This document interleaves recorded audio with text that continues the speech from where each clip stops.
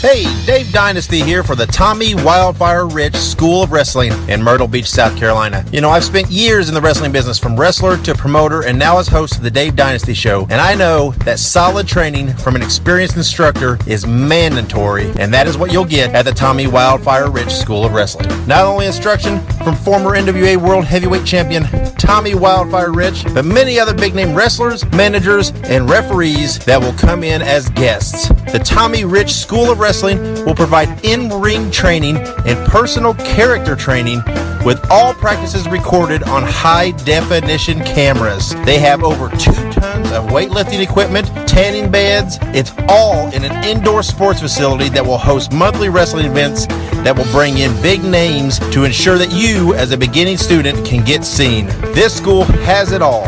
For anyone interested in proper training, contact the Tommy Wildfire Rich School of Wrestling at 843-691-9205, and you will immediately be on your way to a profession in the wrestling business.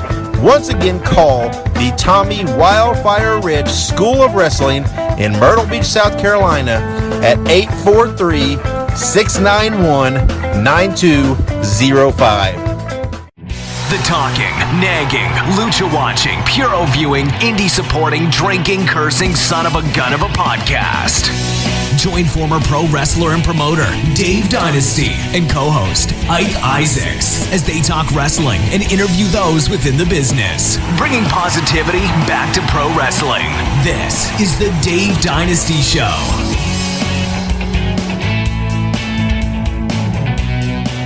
And welcome to the Dave Dynasty Show. This is your host, Dave Dynasty. Thank you for joining us however you do, whether it be on iTunes, SoundCloud, YouTube, or any of the other podcast platforms. We're glad you're with us. This is our 1-year anniversary special. And just like you do once every year with the holidays, I have pulled a relic from the closet, all dusty and damp and whatever else. And he's here to join us, just co-host, not just do the interviews, but here on the line with us today, Ike Isaacs. Ike, how are you? I am doing fantastic. Like I mentioned earlier, I was thinking about doing a Krusty the Clown impression, like, hey, kids, but, you know, didn't think that'd be a good introduction. Yeah. We, you know, in the effort of transparency, we did all kinds of recording earlier today and had it all, thought it was all good, and I don't know, some audio jacked up weird stuff. So we have to do some re-records. Fortunately, we have enough salvageable stuff on some of the other parts will be okay, but for some reason our whole opening thing with me and Ike just sounded like total crap. Maybe that's just a sign from the gods, I don't know, but we are going to fight through and shake our fist at the sky and say we're doing it again. They're just like, look.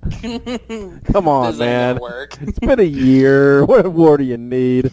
Right.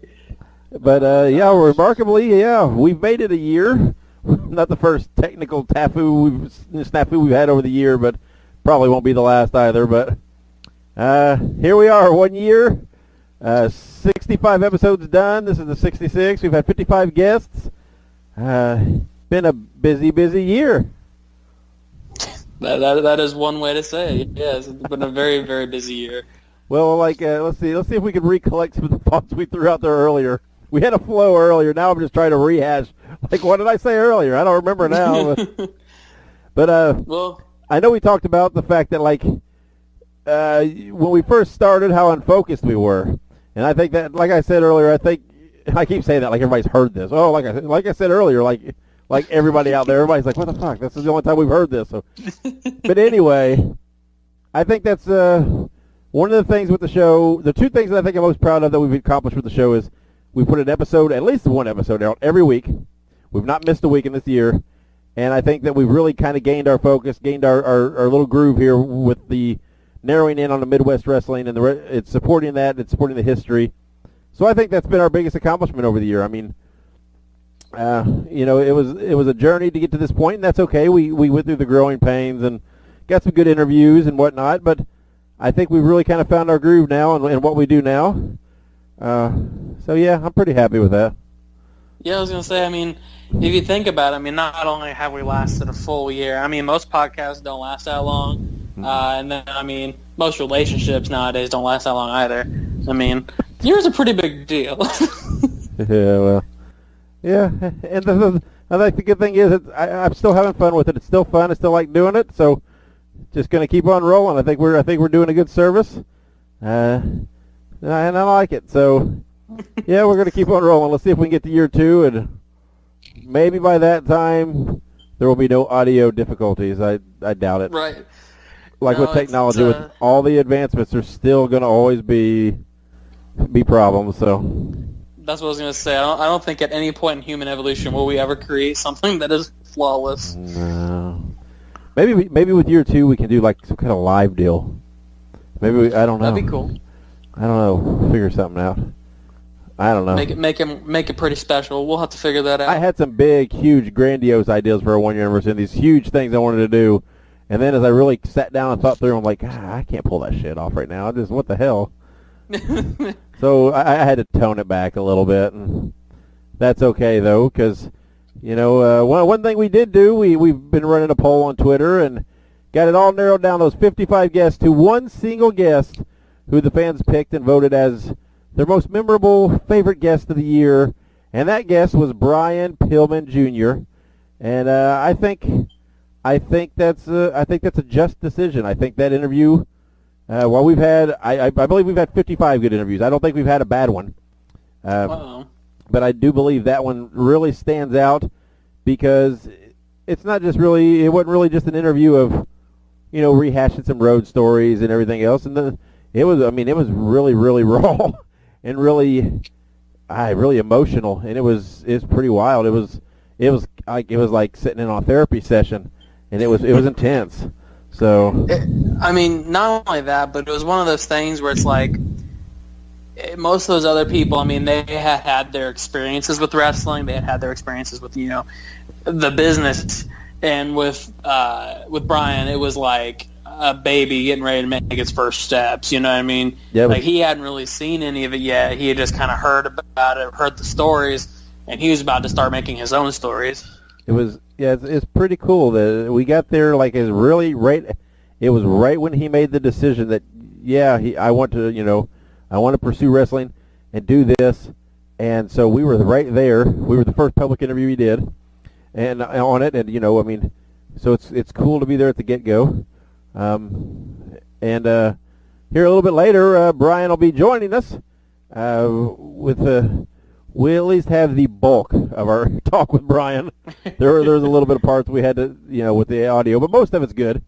And there's some good substance there. So we catch back up with him and talk to him about what he's doing.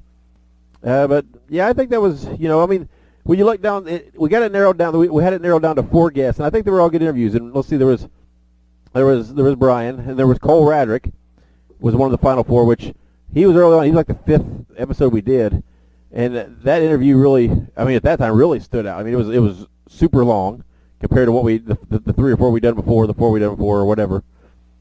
It was live in person. Yeah, we actually did it face to face, which is the only one we've ever done that way. And so it was cool. It was. I think it was a little looser. We didn't really, have a list of questions as much per se. It was more just a conversation. It was fun. So I think that was kind of deserving. It was a good interview. The Rip Rogers interview was one of the final 4, and I think that is very just because any interview with Rip Rogers is memorable. Rip Rogers is a character. He is, yes. He is.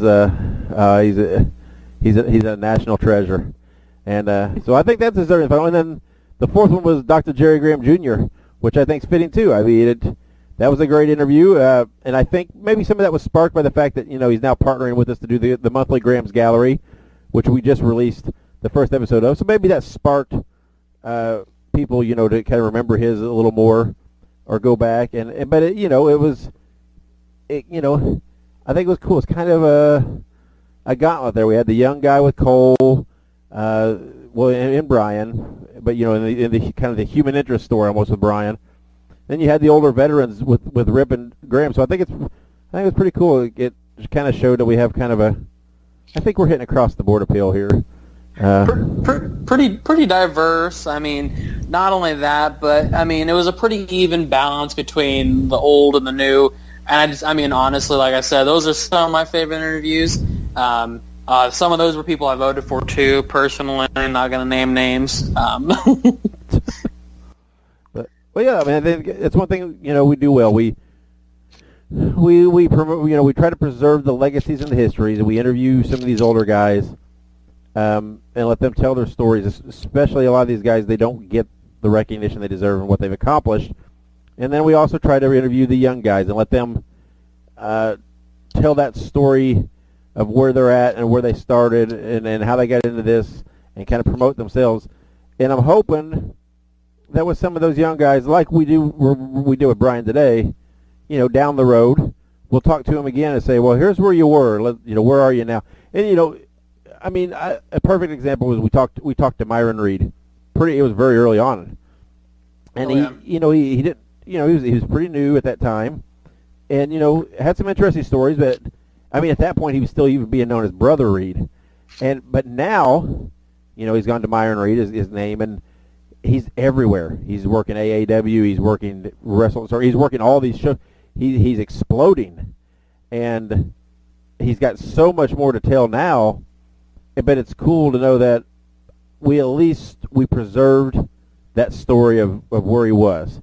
Because as these guys get big, there are going to be lots of interviews they're going to do, and stories they're going to tell and stuff. So it'll be cool to hear some of these other things and see what they're doing and go back and compare when they started. So I like that. I think it's a good service we do. But absolutely. I mean, I agree. I think with the young and the old, like you said, we kind of we take a little chunk of history and we just kind of, the internet's forever. So I mean, even years from now, when Dave and I are in our graves, I feel like somehow, some way, someone will still hear these podcasts. I'm never dying, just so you know. With medical science at this point, I'll probably be a cyborg or something. That's right. But there's a lot of these guys we have. It's when you Google them and look up their names, we're the stuff that comes up because there's not a lot else out there, and not a lot of coverage and things out there besides us. So I think that's cool, both on the historical side with the older stories and the newer guys that we're helping get some exposure that's not necessarily out there.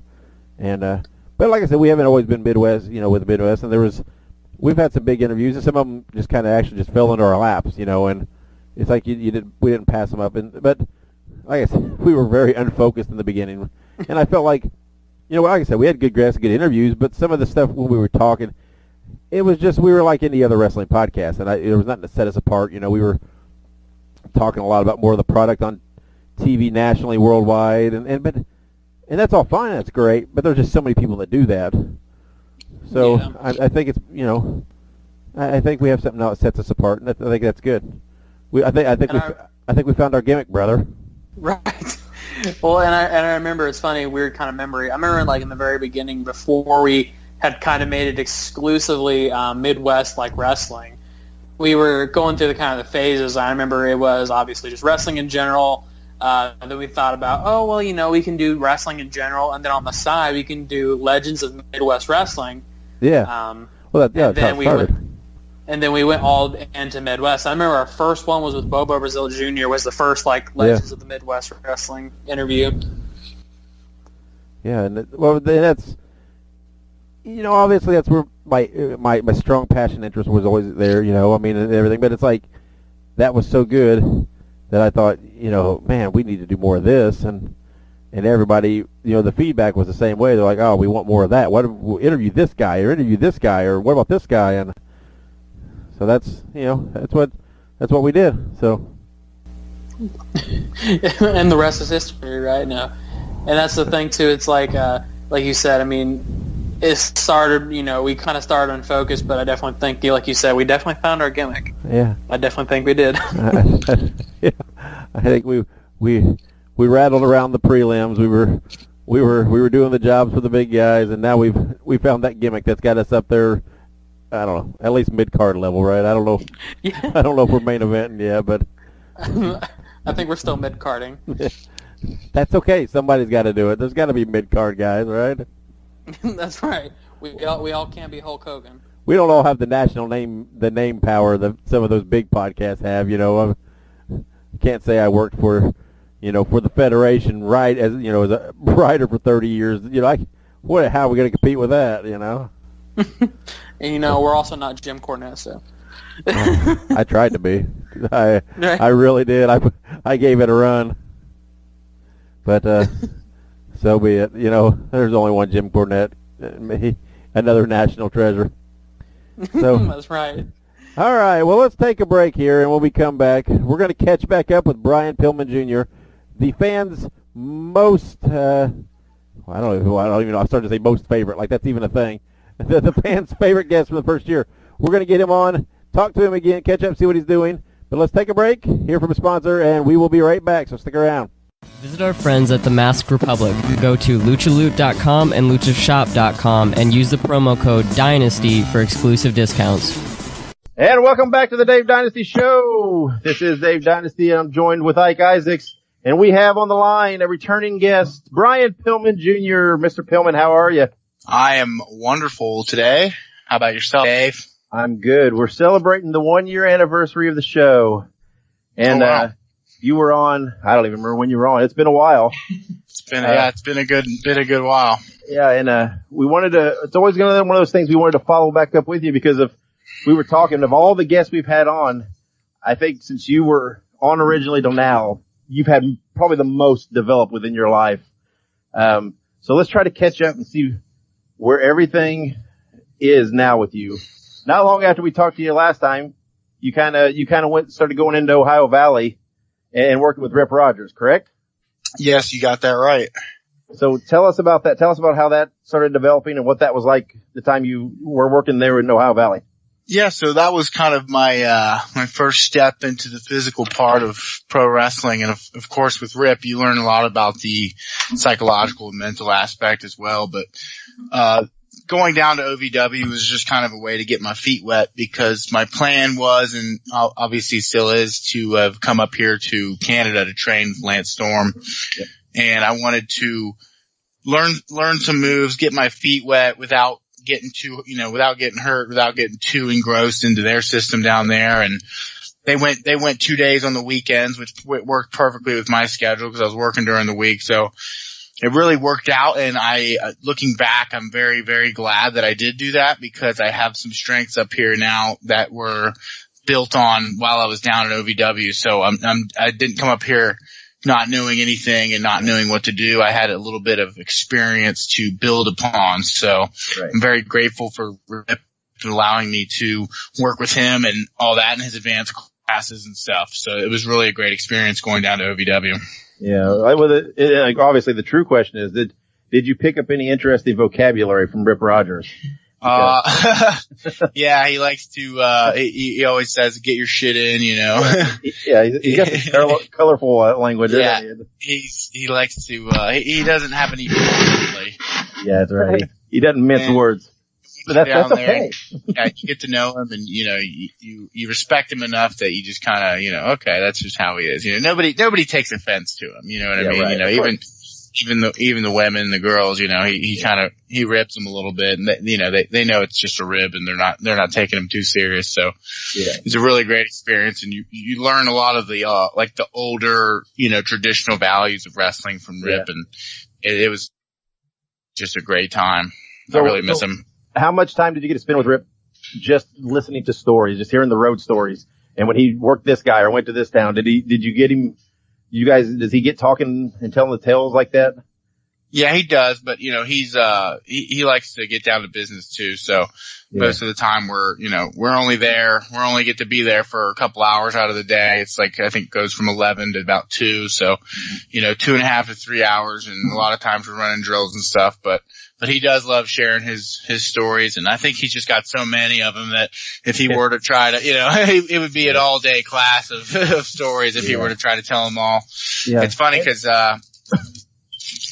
comparing him to Lance is very, very storytelling. Lance likes to really impart the knowledge that he has of the business to us. A lot of people don't realize when they come up here that they're going to learn a lot more than just the physical part. Mm-hmm. of wrestling that Lance Storm is obviously very, very adept at, but he's also going to impart the knowledge of the business and how he climbed, the ladder, the WWE and ECW and all that. And so, and when you were working there with Rip, you were also, it looked like going to a lot of shows.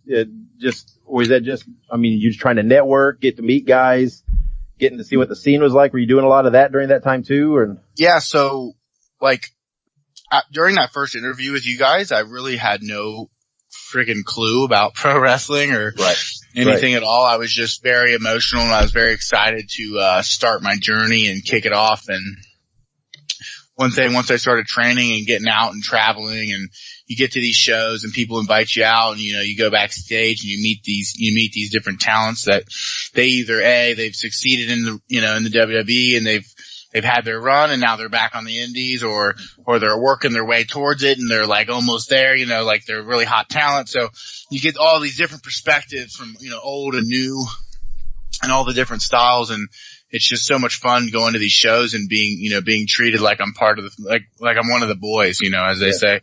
So, and I was just so eager to get in the ring and to get up here. But yeah, I like to go to indie shows and I like to experience the different styles and stuff and that. So when did you make the move then up to Calgary? So yeah, I practiced. The first day of practice was Monday, September 11th. Okay. And I left for Calgary on August 30th.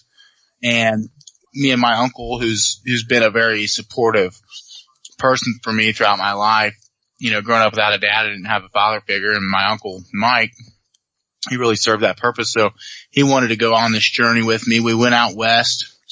We went out to the Badlands in South Dakota. We went to Mount Rushmore. We went to Yellowstone National Park and up driving through Glacier up towards Calgary. Cool. And so even though we left on August 30th, we didn't get up till about September 6th or 5th. So you're approaching about a month into it. So, oh yeah. How's it going? It's got to be intense at this juncture. It is amazing. Just the amount of knowledge that he's so willingly able to impart to us. And, he doesn't bullshit us or blow smoke up our ass. He tells everybody, this is how the business is and this is how you're going to succeed. And if you don't like it, then, you just can't, you can't be a wrestler because there's really nowhere else to go. You got the one main company and then you got, the independent scene. And if you're going to work as an indie worker your whole life, you basically need to start your own business and build your own brand. And he just talks about all the different angles of which you could approach it. And he's very, very, very detailed on fundamentals. Right. And we've got guys up here with 2 and 3 years experience that they feel like they're relearning the entire craft all over from scratch because they either trained in Australia or England and they learned a completely different style. And Lance is like, this is the best, safest style. He's a very safe worker. He teaches us very safe style. And, it's just a style that we can take anywhere and work anywhere. And it's a big foundation for building our characters and stuff. And like he says, it's like your character's going to find you. Your gimmick will find you. Focus on how to work and focus on being the best fundamental wrestler you can be. Right. Because if you can work well and if you can work safe, then people are going to want to hire you and people are going to want to work with you. That's right. And you're going to get your bookings in. Yeah. And as obviously anybody that follows you on social media, they can see your journey, as it's the advancements. And I think besides the business, one of the coolest things that I've noticed is it seems like you're discovering your father, who you didn't really get a chance to know. And I see, you're meeting people that knew him and you're seeing lots of things and hearing lots of fan feedbacks and stories from workers. And even, it looks like even maybe some memorabilia and things that you're coming across and seeing. What is that like to see some of that unfold as you dive into this? Oh, it's like a dream come true. I never would have thought that I would get the feedback that I'm getting of, breaking into this industry. And, I get gifts in the mail all the time. It's like, hey, I've had this toy of your dad's forever, but I think, you should have it. And a lot of people might think that I have so many things with my dad, so much memorabilia, but it goes back to that again. Like growing up, my mom kind of sold everything. And yeah, you hear these really cool stories, and it's like I get to basically meet my father and experience him like I never would have or never have. So if I never broke into wrestling, mine cut out just for a second. Told me about that. But it's funny. You can talk to some guys and they're like, "Oh man, I know some stories about your dad, but I can't tell you them because they're too bad." Right? Yeah. So sometimes you get that answer too. So. Yeah, that to me has been the most. I mean, because that's what wrestling to me. Wrestling is rather, it's his brotherhood, it's his family, and it has amazed me just seeing glancing at some of your tweets or your posts and seeing the responses in the comments of how much people are. I mean, the love they're showing. And they're like, how many, other people are rooting for you and backing you and supporting you. And it's just this cool thing to watch. It's pretty cool. It's neat to see where you've come from and how far it's gone. Just as when we talked to you the first time where it was all so unknown to you. And it's just pretty cool. So. Yeah.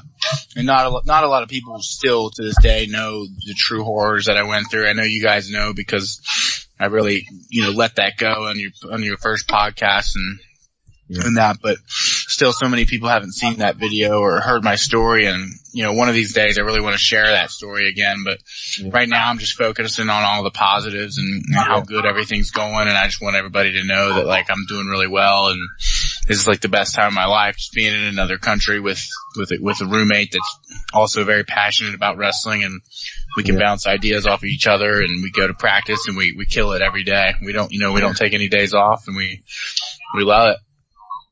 That's awesome. Oh, yeah, I mean, you can see the commitment. I mean, you can see, clearly, you can see as you watch online that, the physique development and how, and how you putting on the mass and definition and stuff. I mean, you're obviously in this full bore, and it's so cool to see the commitment. So.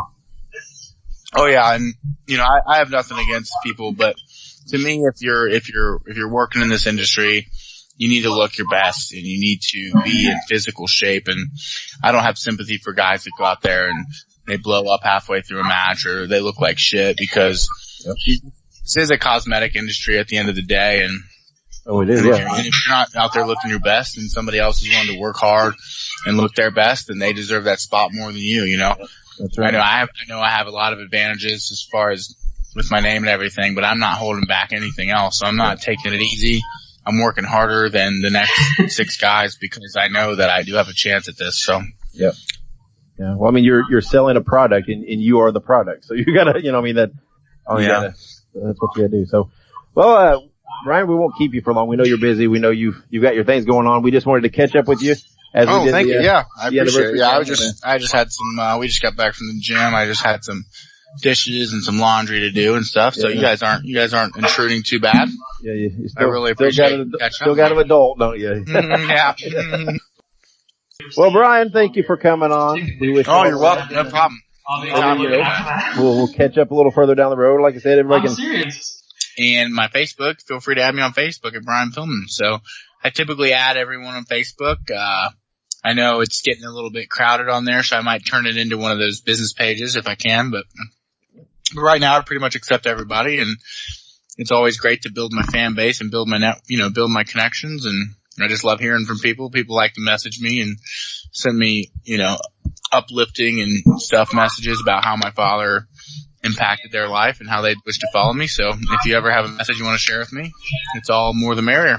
Yep, very good. Well, there you have it. Just follow him out there, watch his journey as he develops and visits Tim Hortons and eats the good beef and all that good stuff up in Canada that we get to touch on. So, well, thanks for coming on, Brian, and we will catch back up with you, and good luck in all your future endeavors. Tell Lance we said hi. So I will.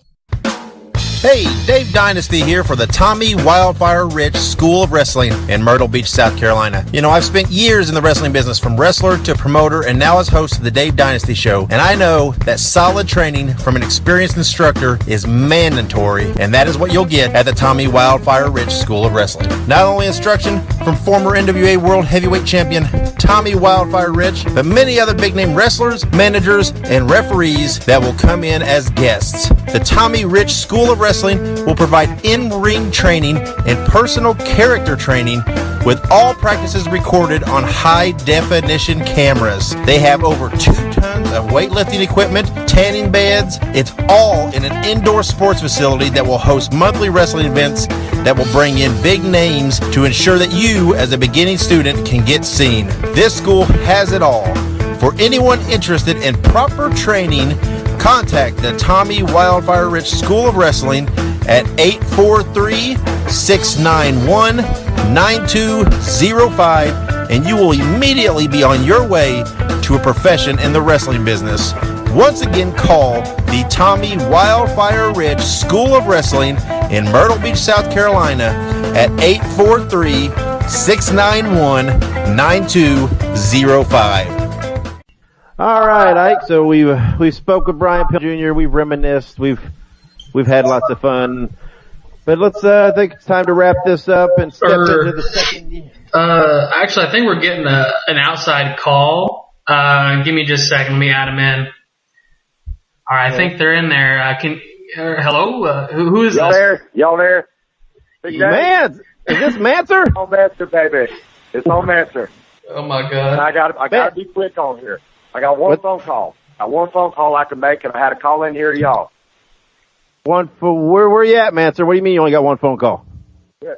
Y'all know old Mancer. I was at IWA Mishap, did the show, hit the pay window, got the W, hit down onto the road, and I saw me an old little watering hole I could head into. I went in there, had some drinks, light beers, of course. Let's say I lost my mind for a second, got in a little trouble, hit a couple of them dramatic pause, some wackadoos out there. Got in a little bit of a scuffle, so I found myself done locked up again. Locked up. So you're saying you got into a fight, and you're calling us now from the jail? Yes, sir. Well, old Mancer had one phone call, as usual. I know how this works. I got my ramen already set up. I got my noodles, everything. I'm good to go. But I got my one phone call, and I knew we had the big anniversary show going on here on the Dave Dynasty Show, and old Mancer had to be a part of it. That's right. See, if nothing else can be said about Mance Warner, it's the show must go on, and Mancer makes his bookings. Is that right? That's true. Every day, every week, for years and years and years. Well, this is I don't know whether to be honored, disgusted. I don't know what to do here, Mance. I don't quite know how to react. On the one hand, this is the first time we've had Mance live on the show. I have to actually talk with him, and then to come find out he's calling us from the jail. I don't.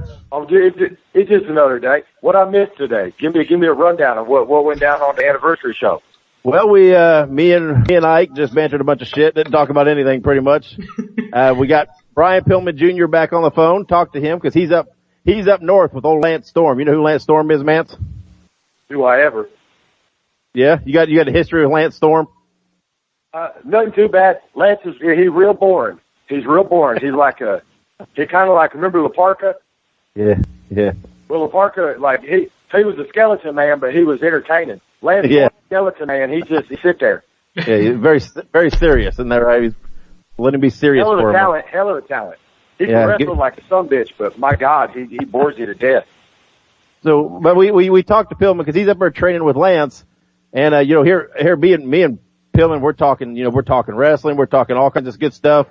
And then Ike jumps in though, starting Pillman about the weather in Canada and the pride of Canada, all that stuff. Who cares about the Prime Minister? Ike's like an old man on there talking to him about politics and weather and food. Look, they got Tim Hortons up there. Yeah, they do. That was that a coffee? Yeah, it's like coffee, donuts, sandwiches, stuff like that. You can't go wrong with donuts. Everyone knows Canadians. They eat. Was it poutine? What's that? Poutine, yeah. Yeah, they eat that. They drink coffee. It's cold all the time. Lance Storm's from there. All Canadians are boring. Great technicians, but my God is boring up there. There ain't nothing to do. Got some pretty harsh words for Canada. I don't know. I could see Mance Warner and Lance Storm making a hell of a tag team there. It's you kind of be like the Jim Neidhart, all rambling and laughing and talking, and he could be the Bret Hart in the background, all serious and the technician. That might work.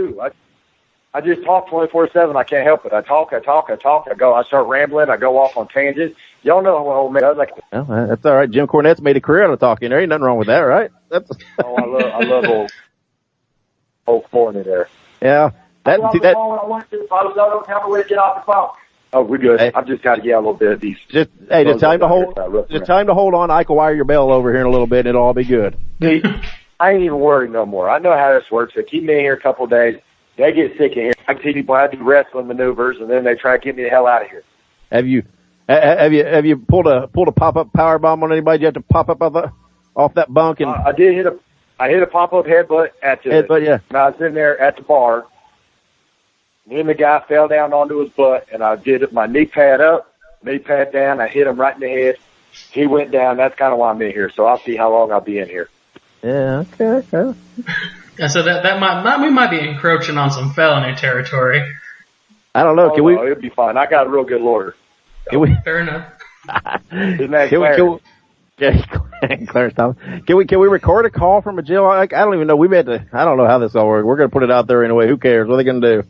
Yeah, I was going to say, I'm not a lawyer. I don't know. Man, he's real good. He's been taking care of me for a long time. Yeah, he'll take care of all the legality. I don't worry about any of that. So yeah, Mance, we made it a year here. Made it here on the Dave Dynasty Show. We've been out here for a year now. Every week we've been busting these shows out.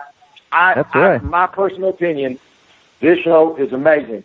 It puts the spotlight on the guys out here in the Midwest. Yep. It gives a little bit of the history. It brings in a lot of fellas that a lot of people don't know about. And if they sit down and they open them ears, close them eyes, and shut that mouth, well, I guess their eyes could be open. It don't matter to me. We can't tell. It's on a podcast. But if the people pay attention and listen to the stories, they learn about the history of pro wrestling. That's right. And of course, then they also get their weekly wisdom from old Mance, telling the road stories now. And that's what it's all about. We get on here, y'all do the interviews. I throw out a little bit of that wisdom on the road. And I tell the guys every week, it's all about saving money, making tabs. If you can do that, you can succeed and do whatever you want to do in this business. That's right. Just like Mance Warner making his booking from jail, still using that one phone call to make sure he gets his in on the Dave Dynasty Show. That's what it's all about there. That's what it's all about. Not sure if I'm impressed or slightly disappointed that you called us first. Hey, this is the way it got to be. You know what I mean? You got them bookings. You can't be canceling. You got to make them. That's right. That's right. Are you going to ask him how the weather is in the jail, Ike? I don't know. That's your stick there. That's your. Well, I imagine the weather is pretty nice in there. It's probably nice and humid. I'm sure it's climate controlled. So it's cold in here. Well, that's what Brian Pillman said Canada was. So I guess it's all the same. How's the food in jail, Mance? Oh, pretty good. I'm used to it. Y'all know I do all my shopping at Dollar General anyway, so it's all ramen and canned chicken. It's good. As long as you don't get that prison loaf. I don't think they serve that prison loaf around here, do they? I don't know what. That's only if you act like a fool and they put you in old solitary. They lock you up by yourself. You got to eat that loaf. You don't get a choice on that. Old prison loaf. Oh well, Mance. I probably I'll let you get back to whatever the state's got planned for you over the next little bit. I don't know what that might be. We're whipping up some hooch in here. I ain't got my light beers on me. You making that toilet hooch? Is that what you're doing? Pretty much. Get a couple oranges and mix them in there. It starts smelling funky, but it gets the job done. That's right. It does what you got to do. What you got to do. So, well, Manzer, we'll let you go. We appreciate you using your one phone call on us. It's cold out here, so what I would recommend is people go to ProWrestlingTee.com, buy themselves a Mance Warner T-shirt, Larritt's and Light Beer.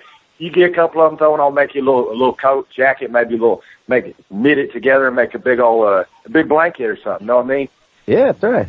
Yeah, you gotta help Mance out. He's gonna have some legal fees now, it appears. So I'll be out by Thursday. I got IWA Mid-South every Thursday. Coming up on October 7th, I got IWA Mid-South. Probably I think 14th, same thing there. And then let me look here at this calendar. I think I'm going blind. I wrote it down here on the wall at the joint.